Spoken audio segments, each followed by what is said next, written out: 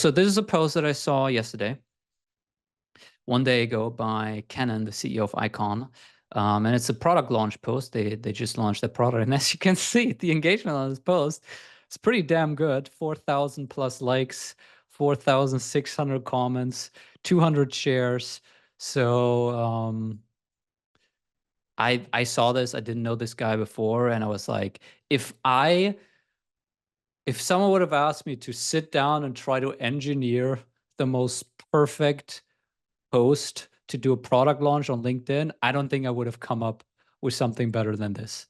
It's a masterclass. So let's break it down a little bit. So first of all, let's look at his followers. I think he's been active on LinkedIn. He has a decent amount of followers, 20,000 followers, and he's been quite active. Though, even though I'm in a similar space to him, I've never seen him on LinkedIn. It's kind of interesting how the algorithm works. And you can see like his average engagement, like 100 likes, 70 likes, 90 likes. And he's built a little bit of an audience here. All right, so the product is an AI ad maker. It's obviously a high product, right? So that helps. But I took a couple notes on what I think they did well. Do you guys see these notes too? Cool. All right, so let's break it down a couple things. Strong hook, right? I mean, he starts with excited to introduce Icon, the first AI ad maker. Makes you a little interested. I mean, Icon is a cool name. First AI ad maker, right? AI is hyped, so that's cool. He follows it up right away with a ton of social proof, right? Backed by Peter Thiel's Founders Fund, execs of Frontier AI Labs, OpenAI, Pika, right? Like that grabs attention. Like social proof is almost always one of the strongest thing you can do to grab attention, right? Whatever social proof. That's why this whole thing that people hate on of like Forbes 30 under 30, unfortunately it works, because it's social proof. So social proof whenever you can. And they keep piling on with social proof in this post, right? We co-build Icon with 100 million plus revenue brands, and they list a couple of big brands. Obviously this guy spent a ton of time just like writing this post. It's super skimmable, it's super well structured. He uses a lot of listicles, right? Like here's a section on how it works, here's a section on the main pain points they're solving with more listicles here. Very skimmable, very much social optimized, short paragraphs, short sentences, very well written. They have a simple breakdown of what this tool does, which I think is super important. Well, it's kind of boosted. We'll go into that, Nick. We can't 100% for sure verify, but I think it's mostly legit. But it's some boosting kind of happening.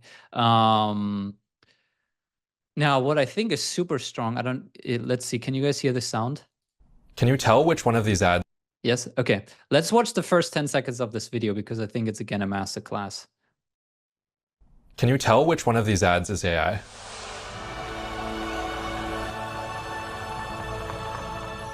If you guess both, you're right. But did you notice that I'm AI generated too? Hi, I'm Kenan, founder. I mean, come on, that is fucking strong, right? I mean, they immediately start with, can you guess which one's AI generated? Everyone immediately jumps to, for me, it was Pepsi. I was like, it's the Pepsi one. It's the one on the right. I know, for sure. I can tell. And then he's like, they're both AI generated. So you're like, damn, what?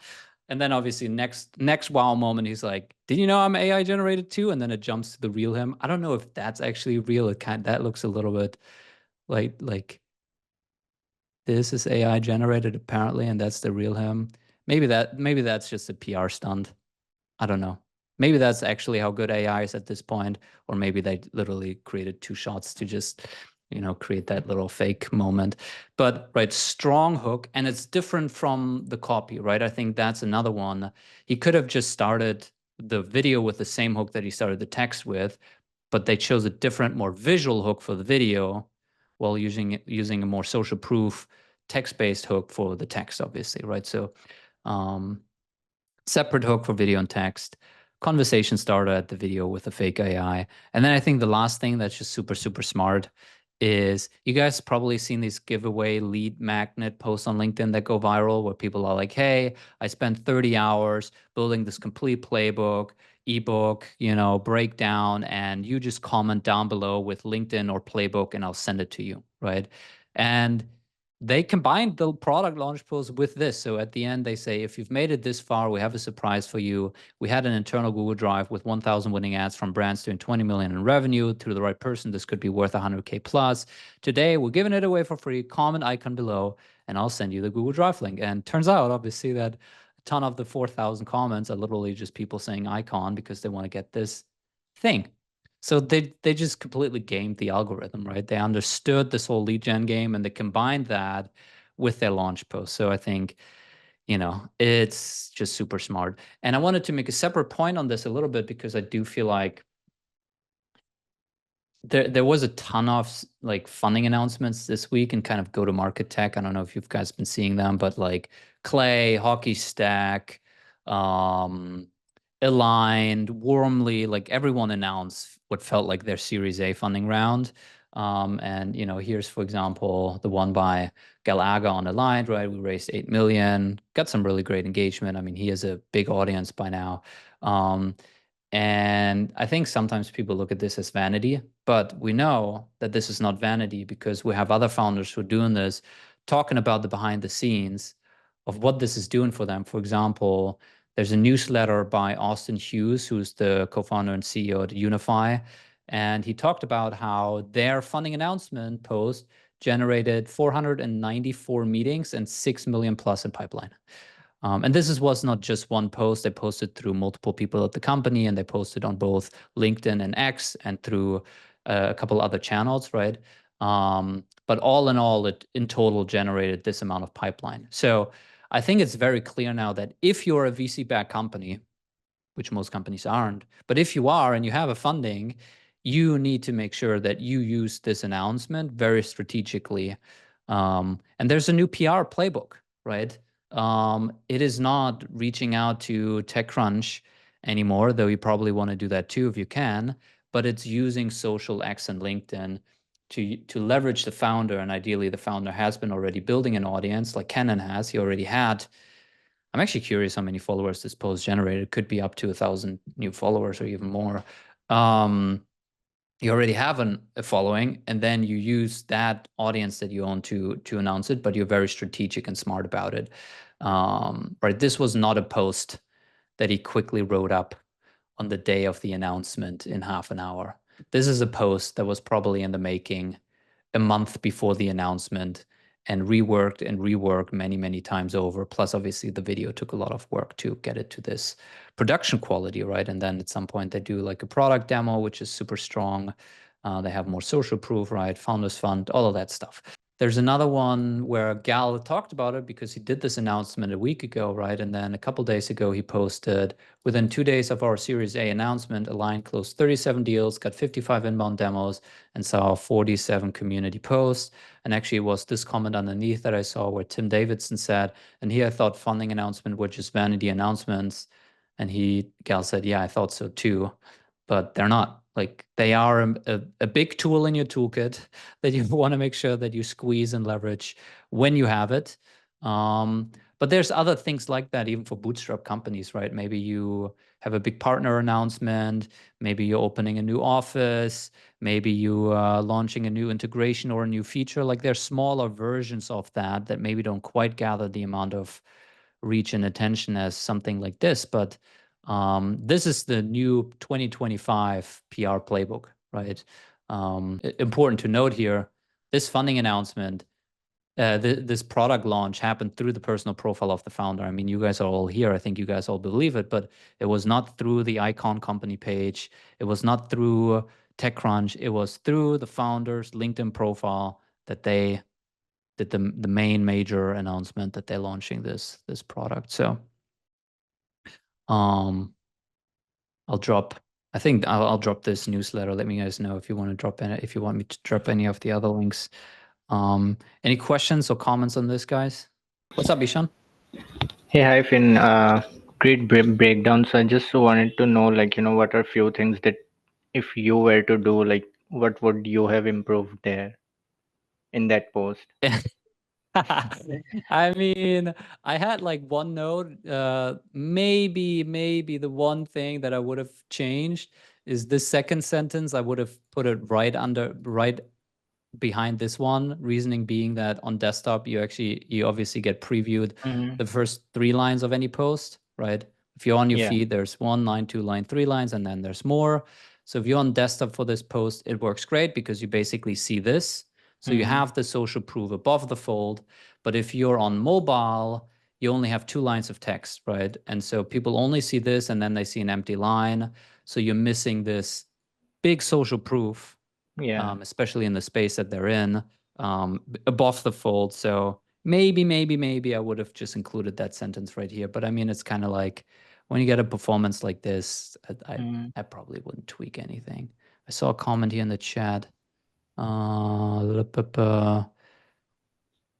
Karen, missed the first 5 minutes. Are we going through a series of post breakdowns today? No, just one post. A masterclass of product launch post. Oh, let me drop the actual post in here, obviously, and let me make sure.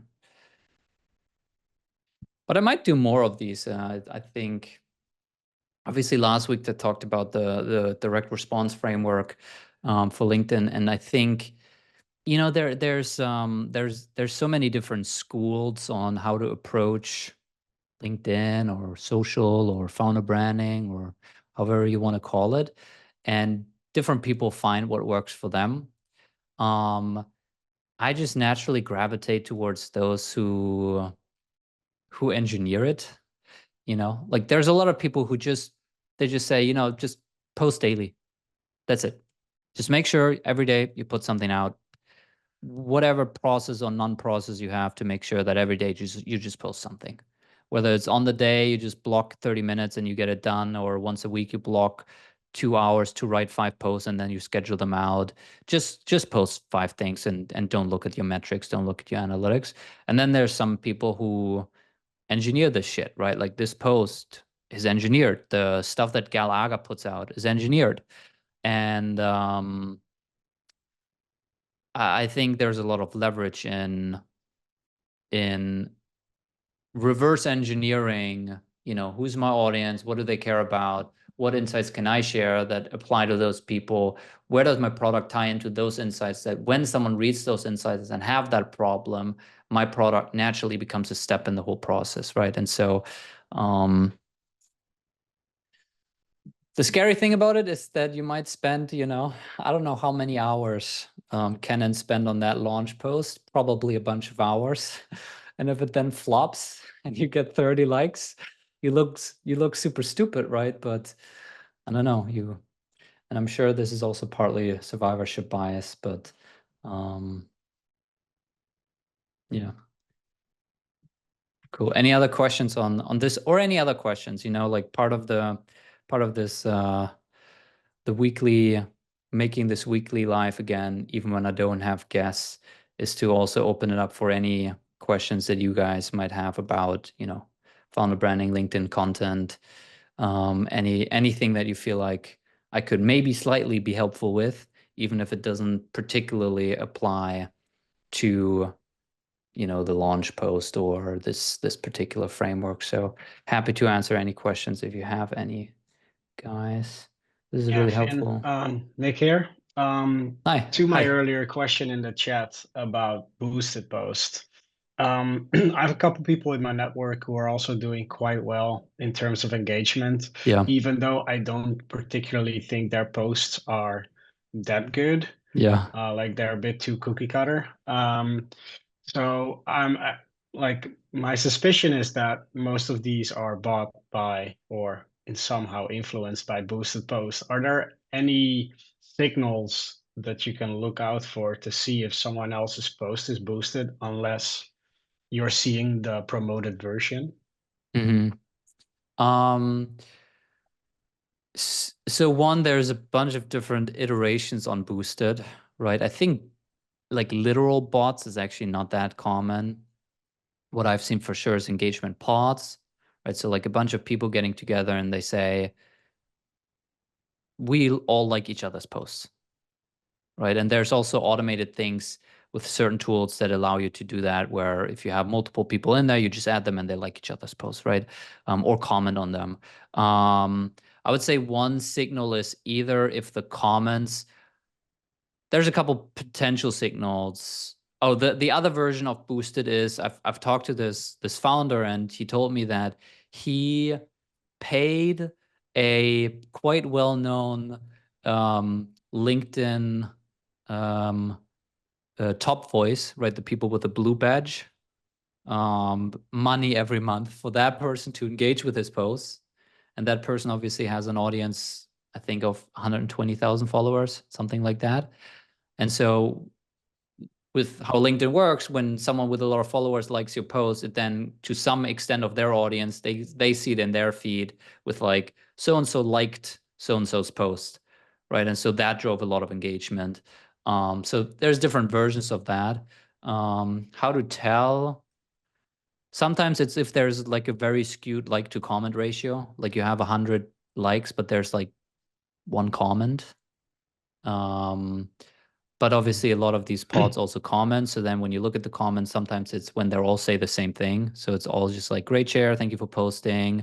Or it's all this AI generated shit, which you can tell, right? If it's like a super long paragraph by ChatGPT and they all sound the same because they basically repeat what you said in the post for 2 sentences and then ask one question at the end. So if it's a ton of those things, it's probably also, one of those engagement pods. I don't know, man. I think that is what I'm trying to pay less attention to, and it's super difficult because in the end, obviously, all you can pay attention to is what you're doing helping your business. And if it is, then figure out what are the things that you are doing that are driving the business, and then try to do more of those and less of the other things. And then if you see one competitor, I don't know, getting a ton of likes, like you don't know the back end, I don't. That's what I was trying to figure out. But you're Yeah, right.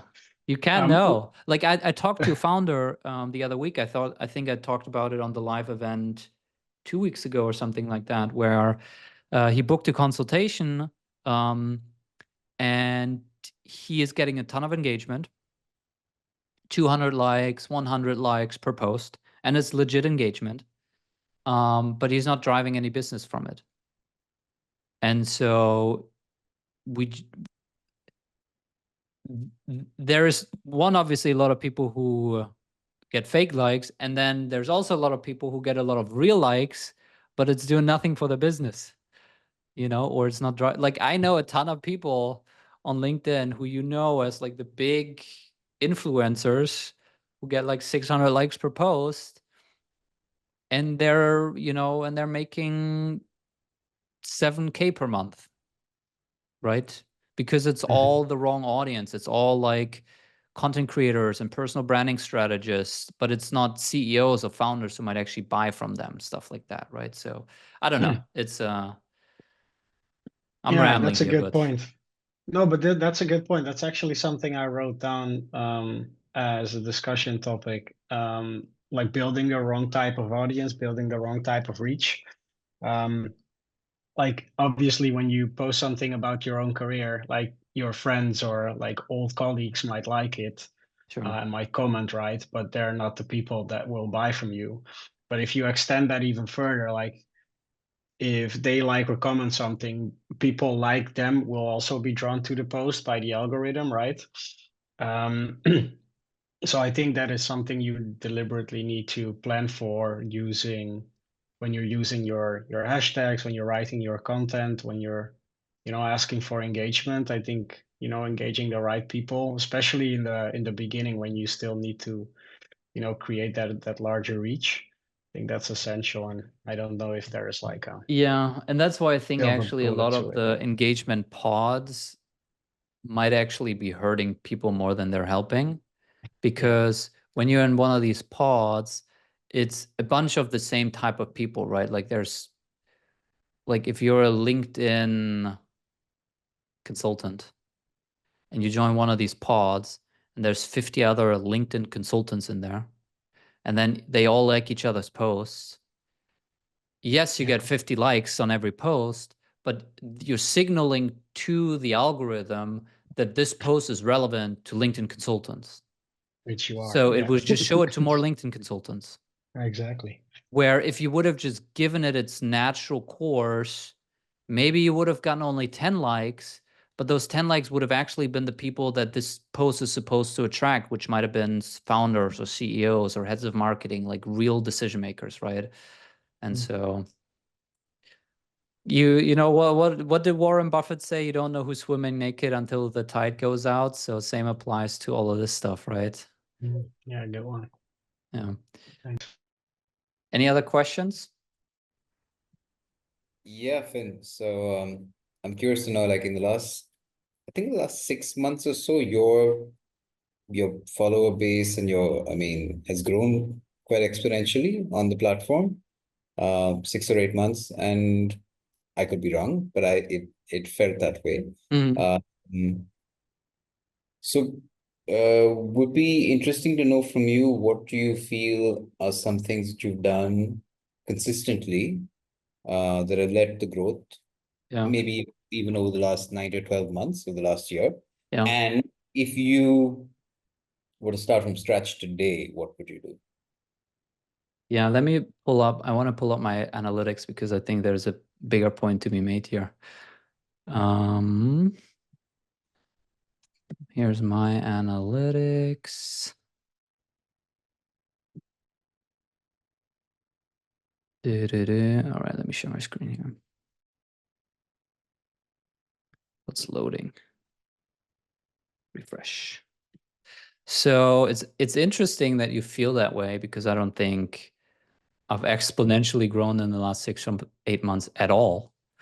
I think I've grown quite, linearly. And I'm trying to pull my all-time stats, but Shield is just stuck in loading right now. But once it loads, I'll try to share it.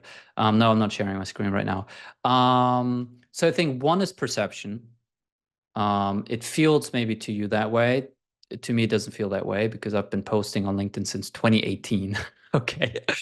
I talked to these people. I interviewed Galaga. He grew from 13,000 followers to 53,000 followers in the last 8 months. Wow. He added 5,000 followers per month on average. Like I'm at 30, I don't know, 30,000 followers, 33,000 followers, something around that, right? And I've been posting since 2018. So like compared to these people, I am growing so slowly. A couple things now, maybe on that perception. I think one, I've gotten just a lot tighter with who I'm speaking to, which is SaaS, early stage SaaS, mostly technical SaaS. So there's a bubble effect where suddenly to you, maybe I've not been on your radar at all because I've been over here talking just general B2B and services and all kinds of stuff. And suddenly I'm focused on SaaS, and now I'm more in your space. And two, because I'm so tightly focused, like I'm trying to create omnipresence where like my posts be shown to the same people, and then I engage and comment on those people too, and then I get these people on my show. And so suddenly like it feels like I'm everywhere, even though I just tightened the circle. So it's much easier to just feel like I show up everywhere. I think maybe the other thing is that I've figured out, maybe if that's the right term, is it's social proof, right? And so you can punch way above your weight class in terms of reputation by associating with people who already have a strong reputation, right? And that is the live event in the podcast. Like I've had Chris Walker and Adam Robinson and Alina Vandenberg and Henry Schuck and Godard Abel and like all the people. Like all the people that I just showed you. I mean, Amy Utley from Hockey Stack and Max from Warmly. Like I had all of them on, right?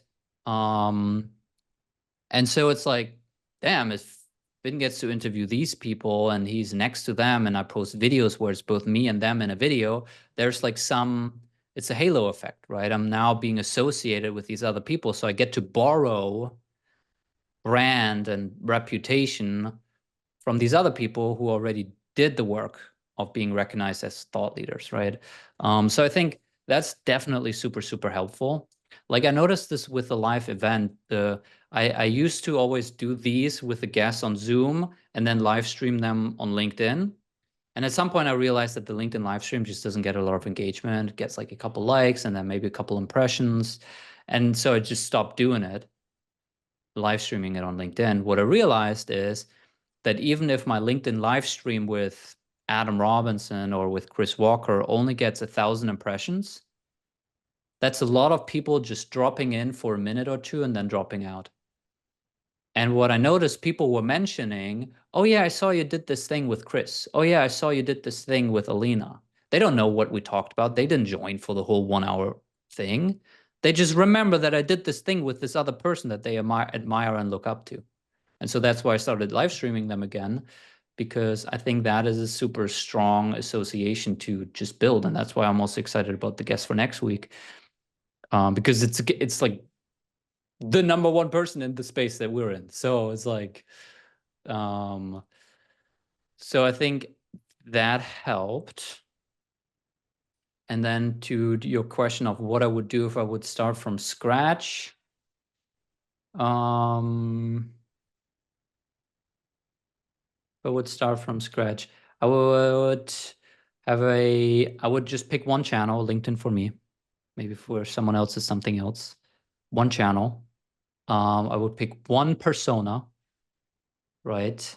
Get very, very, very tight with them. It should be a small niche, ideally. It should feel so small where you feel a little bit like, oh man, there's just not a lot of people like that out there. Like I'm going to be hampering my growth by focusing on only that person.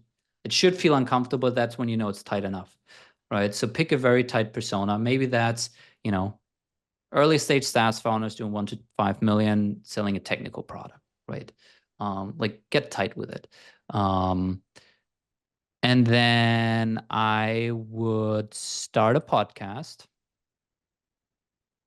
Let's say let's assume I don't have a ton of expertise, right? If you're already a consultant and you've been doing something for 10 years and you have a ton of references and a ton of skills and a ton of results and things you can talk about, right? That's already very beneficial, right? Then you should be talking about those things in the lessons and takeaways and the playbooks and all of that. But let's assume I'm starting out as someone who's relatively new and I'm not already. I would pick that very tight persona. I would start a podcast. If my persona is, let's say, I don't know, throw one out there. Operations leaders at manufacturing companies, right? So like heads of operations at manufacturing companies, type persona. I would start a podcast and I would give it some boring name. I would call it the Manufacturing Operations Podcast. I don't know, something like that. And then I would go reach out to a bunch of these people who perfectly fit my persona, COOs and heads of operations in manufacturing. I would send them a LinkedIn message, connection request. And in that connection request, I would attach a little message, and that message would say, hey, Karn, any chance you'd be open to come on my podcast? It's called the Manufacturing Operations Podcast. I'd love to talk to you about everything that you've learned and trends that you're seeing. Let me know. A lot of people will say yes. They will not even look up your podcast. It might not even exist. But people love talking about themselves and their lessons and their learnings. Plus, operations manufacturing leaders don't get invited onto podcasts. Like you might be the first person ever in their life who wants to interview them, right? So they're going to say yes. Then you send them a Calendly link, they book a time, you host it on Zoom, keep it super simple. And then on that podcast, all you do is pick their brain. What are they doing? How do they approach things? What problems have they run into and how did they solve it? What tech stack do they use? What trends are they paying attention to in the market? Which people are they paying attention to and listening to? What have they recently learned that really improved their job, right? Like just learn their world. And this is going to be the fuel that helps you with everything, positioning, product, what to focus on, what not to focus on. But most of all, that's going to be the fuel for your LinkedIn posts. Both in the sense that you can just pull clips, right? And you do some association, because if you're on there with the head of operations at GE, I mean, that's big for other operations leaders in manufacturing, right? And you're just on there, you ask a question, they give an answer. That's already content that's relevant to your ICP, right? Because you have an operations leader in manufacturing talking about what they learned, what they know, what has worked for them, which is super relevant content for all kinds of other operations leaders in manufacturing. So now you have relevant content that will attract people. And then your first step is to become the curator, right? Because we started with the assumption that you're not a super deep thought leader in operations and manufacturing. Because now you can aggregate everything that you learn into LinkedIn posts, right? And you could do one LinkedIn post about, I talked to 15 heads of operations in manufacturing over the last 30 days. Here is the most common trends I heard. Here are the most used tech tools that all of them used. Here's the mistakes that most of them made that they regretted and how they overcame them, right? So you become the aggregator to kind of create the TLDR version of things, which again will be hyper relevant to your ICP, but also you start suddenly, even though you're just curating and you're just retelling the things that you heard on the podcast, because you're compiling and you're aggregating and re-aggregating, you suddenly become known as someone who knows what they're doing because, well, if you analyze the stuff. So I think that's one. And then obviously you should just talk about the things that you're doing and you're learning as you're building your product or running your service. And here's a challenge that a customer had and what worked. I think it kind of depends on your personality, on like how you approach Cadence, for example. Like, I know for a lot of people, what works for them is to just say, I post daily. I need to post daily. And then it's set in stone. It's not up for negotiation. And you just make it a habit to post daily. Some people, it works where they say, look, I'm just going to block off 2 hours or 5 hours or 1 day per week, however much time you can spare. And I'm just going to write 2 or 3 posts in that time period, however much I can get done. And then I'm going to schedule them out over the week. So like I would give yourself some cadence that kind of works with your personality, whether that's daily and you just have to figure out how to get that done, or you say, I'm going to block off 3 hours every week and I'm going to write 2 posts in that 3 hours, come what will. But, give yourself some kind of number to hold yourself accountable to it. And then I would make sure that I think about this as a long-term game and commit to this for at least 12 months. Iterate as you go, see what you're seeing, learn what you're learning. I would spend a ton of time engaging with people. So like not just creating my content and posting it. I would make sure that every comment I get gets a reply. Every DM I get gets a reply. I'll identify, who are those heads of operations at manufacturing companies who are already putting out content. I would comment on every single one of their posts. Who are some other thought leaders who already exist in this kind of manufacturing ops space, identify those and comment on every single one of their posts. And just, again, become omnipresent, especially when you pick a tight niche. Like I haven't looked into this space too closely, but I'm pretty convinced that if you start today with focusing on just manufacturing leaders, operations leaders in manufacturing, and you just stick to this playbook for 6 months, you might be the most recognizable person when it comes to operations and manufacturing pretty quickly. So I don't know if this was helpful. But that was super helpful. Thanks for the breakdown. I have 2 follow-up questions, which I will just park here, and others might have others as well. But cool. Let me just share my screen here because I now got my my LinkedIn stats. These are my all-time LinkedIn stats. I got 8 million impressions in total over my lifetime. Let's see when my first post was. My first LinkedIn post ever was in April 27. Wait, no, I don't know if this is a real thing because it's just empty. This is just links. Oh no, this is some. Okay, like let's say the first legit post was in September 2017, right? I think this was like me reposting my vlog or something. And then you can see here, the real started in kind of February 2018. That's when I kind of started committing to like really posting. And let's look at my, oh, you can't see followers here. That's a bummer. But look at my impressions. Oh, where's that now? I want a breakfast burrito. Okay. That is, Jeannie, we heard the breakfast burrito. Oh, sorry.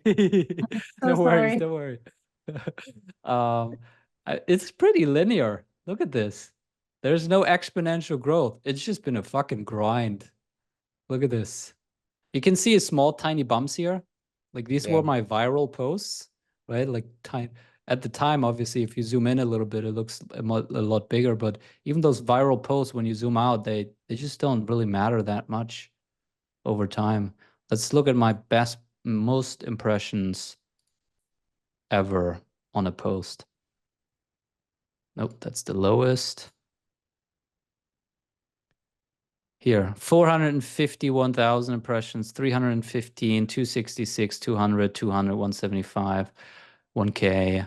And a lot of this is like old stuff where like I shared like some viral clips and Simon Sinek videos, and like, you know, this is a more recent one from last year that got 200K impressions. But yeah, it's interesting that your impression is that in the last 6 to 8 months I've just been blown up, because I definitely have not, my friend. It's just been a pretty continuous grind. I think I just narrowed the aperture. Yeah, I narrowed the aperture both in terms of who I create content for, and then what I create content about.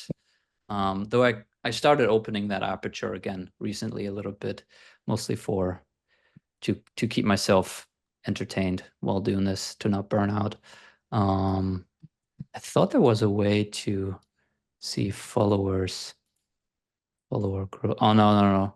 They added that recently in Shield, but it's only looking back the last 30 days or something like that.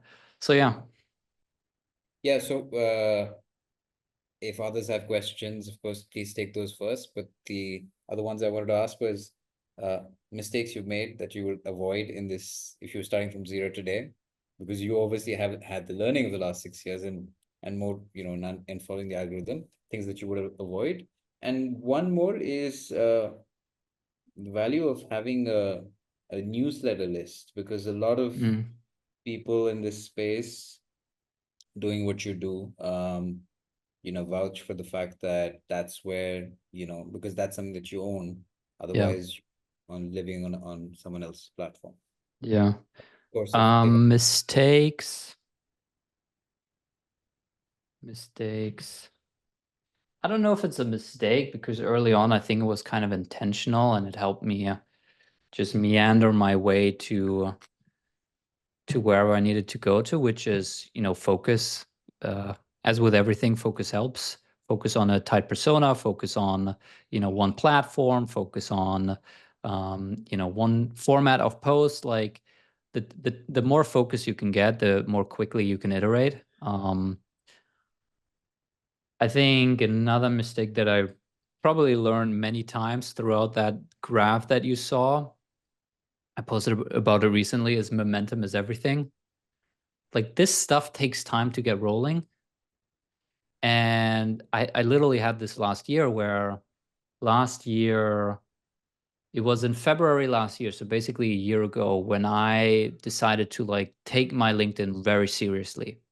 Like, I had obviously been posting since 2018, but you go through periods where you post once a week and then you ramp it up, and sometimes you spend a ton of time per post, and sometimes you just kind of post whatever. And so in February, I decided to take it very seriously.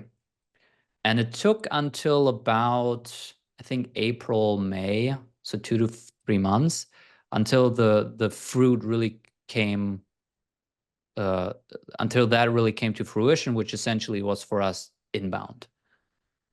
So we suddenly started getting more and more requests from people. And then we grew really quickly from like May, June, July. We added a lot of customers for our standards. And then I needed to hire, because we're an agency, so we're in the people business. So I needed to hire 2 full-time copywriters, and I'd never hired full-time copywriters. We'd always work with freelancers. And so I wanted to take that very seriously. And so I built this whole like flow of onboarding and recruiting, and I built this whole training for them. And I hopped on a initially daily and then weekly call with the 2 copywriters that we hired to like really train them on our process and give them very intense feedback to get them ramped as quickly as possible. And then that came at the same time when like our nanny took a break. So I stopped posting for 3 months last year, from May, basically that period, May, June, July, I think, or June, July, August. I think June, July, August, I stopped posting because I was like, oh, this is working. We have way too many requests that we can fulfill. We literally have a wait list of customers that we cannot work with because I don't have the team to bring them on. And so I'll just stop posting. And then I mistakenly thought that I'm so smart that the moment we want to open the doors again and bring in customers, I can just start posting, and just going to happen because I figured this out, right? And, and obviously that's not how it works. So like I started posting again in September, and it took again 2 to 3 months until basically December. So until, yeah, December 2024, until that came to fruition and we really experienced people coming inbound again. And so like momentum is everything. When you have it, do everything you can to not lose momentum. And that was a big mistake. So, you know, momentum can both mean in terms of you found a groove to post 2 or 3 times a week. Momentum can also mean you notice things start happening, like people start suddenly approaching you and you get more inbound and people start referencing you, and I got invited to speak at a conference, and like all these things started happening. That's momentum too, right? And when you have that, just remember that those are the lagging results of the leading indicators of what you were doing that got you there, which was the weekly posting and creating great content and doing this podcast and all of that. And, you know, don't stop doing the input that got you there. So part of what I'm focused on for this year is to find a little bit more of a sustainable pace, because I think once you realize that, what you realize is that you can't sprint, because if you sprint, you get exhausted and you burn out and you need to take a break. And so it's much, much more impactful to slow down the pace a little bit, to that, if that allows you to just keep going and keep going without pausing, because you're not burning out.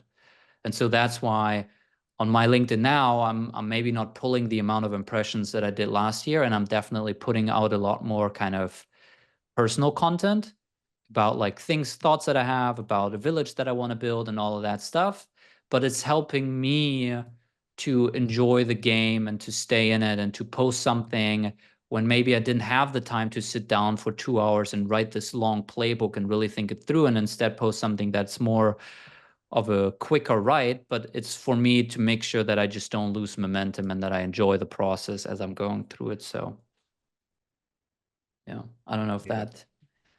And then you also asked the newsletter list. I don't know. I don't have a newsletter, so but I'm definitely thinking about one, you know. I mean, we have a list of people who attend the live event and they get an invite, but I don't have a newsletter.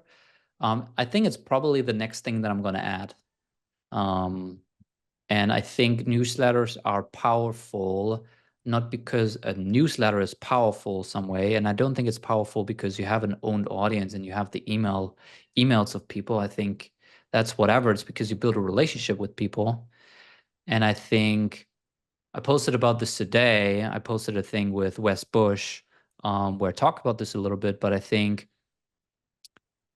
the way to win is with longer form, more in-depth content, as the whole world moves towards shorter and shorter content, especially in B2B, because in B2B, the whole game is building trust.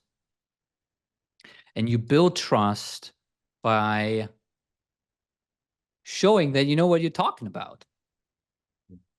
You know, like anyone can create a quick 30-second LinkedIn video telling you, hey, when you create a LinkedIn video, you should have captions on them because 35% of people who scroll LinkedIn do not have audio turned on because they're in an office. But I mean, there's a million people who've already made that video, right? And so you're not differentiating yourself or positioning you as like the go-to option by putting out that piece of content. But if you put out the complete guide to crushing LinkedIn video front to end, and in there is like a little paragraph that says you should maybe have captions on there, but it's the complete guide, that makes you probably the number one and go-to thing. And when someone then thinks about, oh, I want to do LinkedIn video, do you go to that person who all they post is 15-second snippets about, you know, how to turn on captions on your video, or the person who gave you the complete playbook of how to go from 0 to 50,000 followers using just LinkedIn video? So I think that's for me, that's how I'm thinking about the newsletter. Because the best posts for me that generated the most business for Project 33 were always the long form LinkedIn posts, the ones that barely fit the 3,000 characters, where I'm sharing a playbook or step-by-step process or some framework with examples, and it's meaty and it's specific and it's linking to the different tools that you should be using and the exact template you should be sending in your message, because that showcases expertise. And so I think I just want to go more in depth, and the newsletter is the place, I think, to go more in depth, because you're not limited by 3,000 characters. All right, what did you link up here? The Ken is a publication in India. They do one topic deep dive every day, and that's the newsletter. And they've been doing this for the last couple of years. So as opposed to a newsletter with 20 things, they do just one thing. Yeah. No, I think I made this post. Toby, maybe you remember this. Like, I don't know if I created this video with you. This was like 2 years ago or something. It's like the frequency depth slider, and it's like this is like a slider of like how often do you publish, and then how in depth do you go per thing that you publish, right? And you could publish 10 things a day on LinkedIn, but all of that is just like a little 5-second, 15-second snippet. Or you can publish once a month, but it's just super in-depth breakdown. And I do feel like there is more, I don't know what the word is. I think there's a stronger moat in the less frequency, high, more depth. Like there's a reason why Mr. Beast posts 1, maybe 2 videos a month on his main channel. Like I don't think there's any YouTuber who has more resources than this guy. Why is he not just making 4 videos a month, like a weekly video or a daily video? I mean, there's YouTubers who have, you know, hundreds of his resources and team, and they're putting out 10 or 20 times more videos. And I think it's because he realized he can get a lot more growth by just creating one incredible video per month than 10 that are just really good. Yeah. Right. And there's another example, Howard Marks. He's an investor, I guess. And he has this thing called The Memo. And it's essentially a newsletter, right, that he writes. And it's his thoughts on capital markets, on the interest rates on bonds, or, you know, stuff like that. And it's like 5 pages long, PDF, just dense stuff. Like it probably takes you half an hour or an hour to read that thing. And he maybe publishes 1 of those a month, maybe once every 2 months. Sometimes he has 2 in a month. But he is talking to his ICP, is institutional investors who will invest, I don't know what's the minimal investment in his funds, maybe 50 million, maybe 100 million. Right? So that's a ton of trust he needs to build with people. And so you're not going to get there by posting 30 15-second clips every day. You know, and so I don't know. It's just it just takes a lot of discipline, and I think that's why it's so hard to do, and it's just more risky, right? Like if you think about, like, Mr. Beast invests a month of his time, plus at this point hundreds of thousands of dollars, maybe sometimes in the millions, per video, like for a YouTube video. And so you better be really sure that that thing's gonna work, because doing all of that and then you get, 50,000 views. And so, right, that goes all the way up and all the way down, right? Like if you're gonna post on LinkedIn, it just feels a lot safer to invest 15 minutes into writing up a quick post with some quick thought and then put it out and then be upset that you only got 10 likes on that post. But I mean, you only spent 15 minutes on it. So it's kind of all right. And then you just rinse and repeat that every day versus sitting down and spending 3 hours to write one LinkedIn post. Because as you're spending these 3 hours, in your head, what's going to happen is you're like, but what if I still only get 10 likes on this post? Because you don't know until you actually publish that thing.